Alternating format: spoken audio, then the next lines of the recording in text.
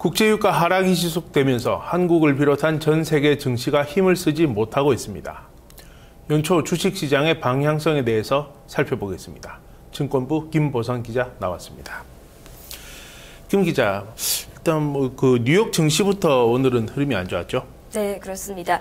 국제유가 하락이 새해에도 계속되면서 글로벌 증시가 힘을 쓰지 못했습니다. 앞서 마감한 뉴욕 증시가 하락이었죠. 다우지수가 2% 가깝게 떨어졌고 나스닥도 1.6%가 하락했습니다.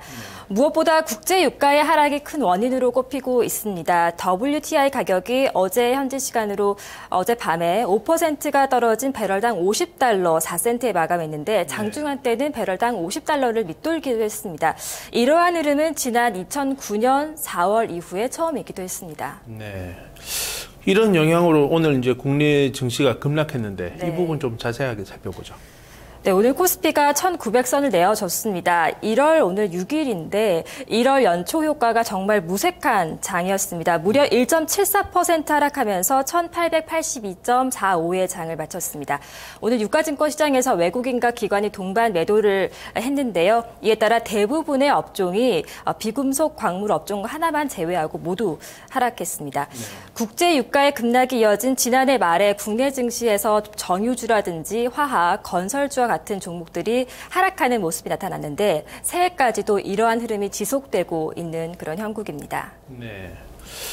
일각에서는 유가가 그런데 이제 배럴당 20달러 선까지 내려갈 수도 있다. 이런 예상도 나온다고 하는데요. 이렇게 유가가 하락하는 근본적인 원인이 어디에 있는 겁니까?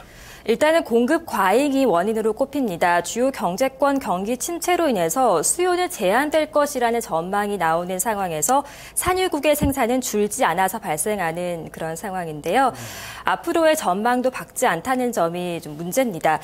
이라크의 지난해 12월 원유 수출이 1980년 이후 가장 높은 수준을 기록하는 등 이 공급 과잉에 대한 신호는 실제로 숫자로 나타나고 있습니다.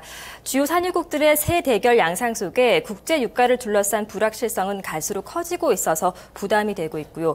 또 그리스의 유로존 탈퇴 등 이른바 이 그리스 사태도 유가나 그리고 증시의 부담이 되고 있습니다. 네. 이제 곧 기업들 4분기 실적이 발표될 텐데요. 이렇게 흐름이 좀 좋지 않습니다. 연초 증시 방향성은 어떻게 예측이 됩니까?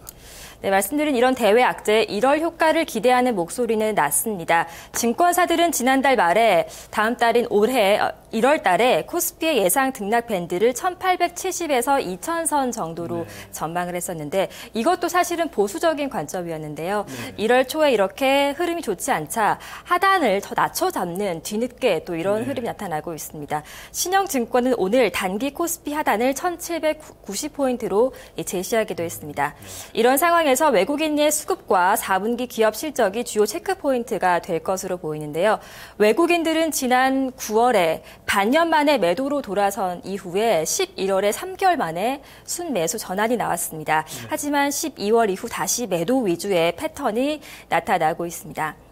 실적은요, 오늘 KTB 투자증권의 분석에 따르면 4분기 기업의 합산 영업이익은 앞선 3분기보다는 8.6% 증가할 것으로 추정됐습니다. 네. 일단 그 실적 부분을 좀 더 구체적으로 살펴보는 그 전망이 어떻습니까?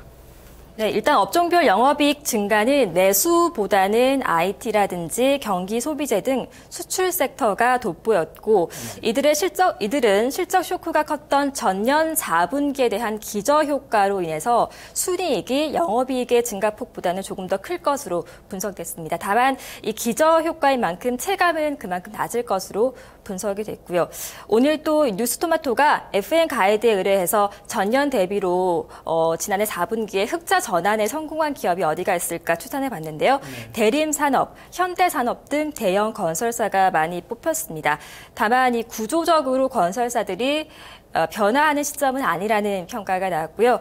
대형주들 중에서는 삼성전기, 또 삼성 SDI, 삼성중공업, 그리고 KT 등이 꼽혔습니다. 흑자 전환 예상 기업에 삼성중공업이 들어가 있긴 했는데 나머지 조선주인 현대중공업이나 현대미포조선은 4분기에도 적자가 지속될 것으로 예상이 됐고요. 정유주 중에 하나인 S오일도 4분기에 여전히 적자가 지속될 것으로 예측됐습니다. 앞으로는 유럽 중앙은행인 이 ECB 쪽에서 추가 양적 완화를 할 것이라는 기대감은 좀 있는데요. 하지만 주가를 상승으로 이끌 재료가 좀 충분치 않아서 1월 증시는 당분간 좀 약세 국면일 것으로 증권사들은 내다보고 있습니다. 그렇군요. 알겠습니다. 김보성 기자 수고했습니다.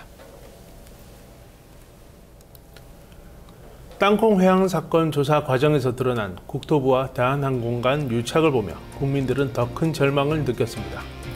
기업과 감독기관의 밀착이 이번만 있었던 건 아닐 겁니다. 각자가 자기에게 주어진 역할을 제대로 하는 모습을 찾기 어려워지고 있는 한국 사회입니다. 뉴스동을 마칩니다. 고맙습니다.